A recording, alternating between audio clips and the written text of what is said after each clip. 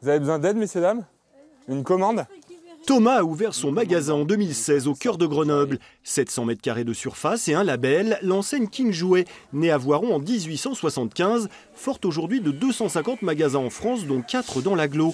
Après une progression de 25% de son chiffre d'affaires l'an dernier, il table sur plus 5% cette année. Décembre, c'est le mois clé. Le mouvement des Gilets jaunes n'a pas véritablement impacté son activité. Je pense qu'en centre-ville, par rapport à ce qui s'est passé, on a été un peu privilégié quand même par rapport à la périphérie, parce que les gens sont déjà là. Enfin, en tout cas, notre clientèle de centre-ville est déjà là.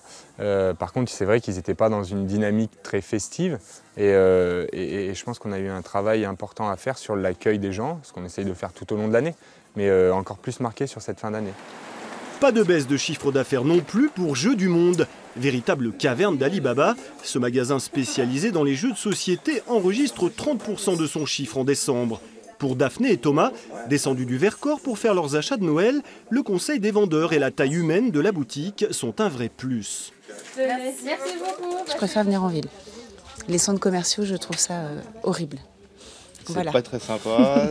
Après, c'est bien aussi les petites boutiques parce que c'est des indépendants, que c'est pas des chaînes. Donc voilà, ça fait aussi vivre des commerces, puis ça fait vivre les centres-villes. Dans ce micro-secteur, la vente en ligne constitue une part non négligeable d'une activité toujours pas vampirisée par l'ogre Amazon.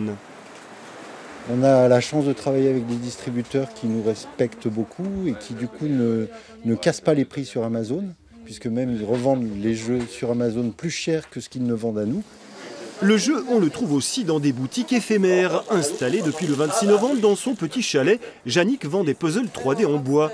Cette Auvergnate fait son premier marché de Noël à Grenoble. Je pense que quoi qu'il en soit, c'est un avantage d'être en centre. Voilà, dans toutes les villes. Après Grenoble, oui, je pense que c'est un bon marché et que c'est un centre-ville qui est très vivant. Donc ouais, c'est un avantage. Petits et grands, les commerçants du secteur sont d'accord. La dernière semaine avant Noël est celle qu'il ne faut pas rater.